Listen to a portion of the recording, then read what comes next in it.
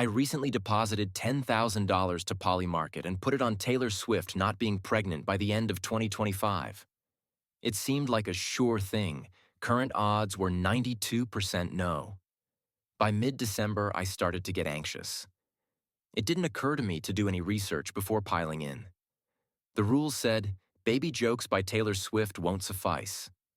Official statements only or consensus of media reports.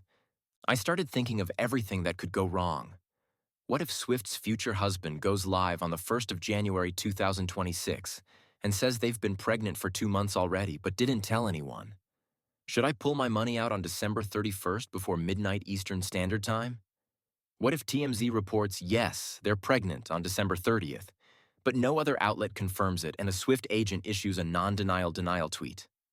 I had a nightmare of an ambiguous statement posted on Instagram saying they're getting a baby, but not having a baby.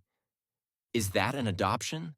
I was fearful of a disputed resolution where a cabal called UMA, Decentralized Truth Machine, ends up deciding what happened.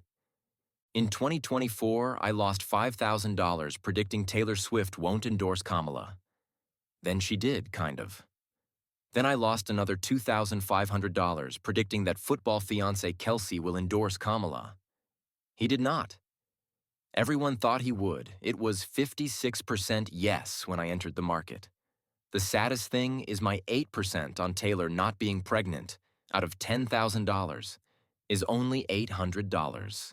That's all I'll make if no wins. Such a depressing margin. I'm torn.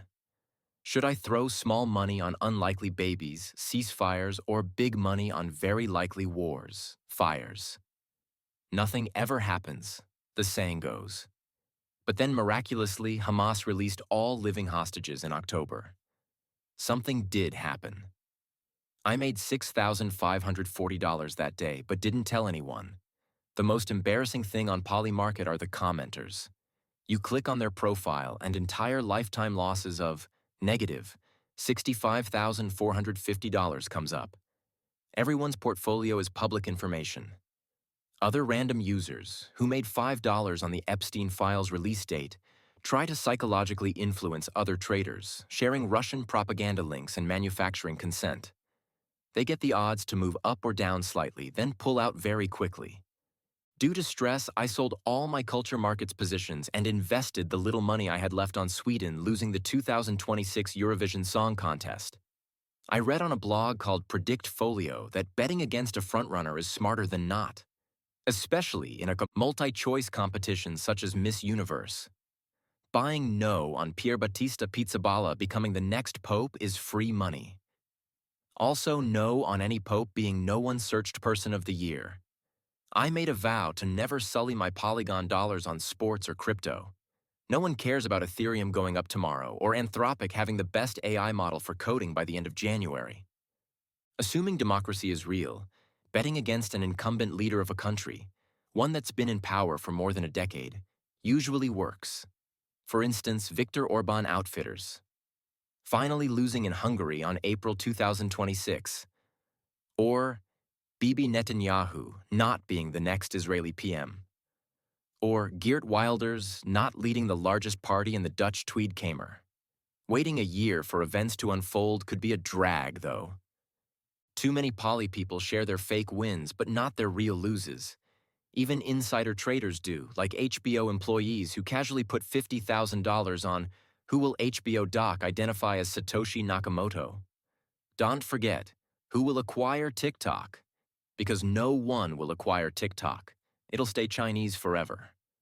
Remortgaging your house on Zohran Mamdani winning the NYC Democratic primary by a margin of 20%, or U.S. destroying an Iranian nuclear bunker in June 2025, disputed resolution, is super relatable. Unlike losing money on basic gambling in Vegas or Macau, society thinks you're smarter to go bankrupt on whether Volodymyr Zelensky will wear a suit to meet German Chancellor Friedrich Merz in May, even though the rules don't specify a business suit or merely a long black tie or a shacket will suffice, based on a consensus of media reports.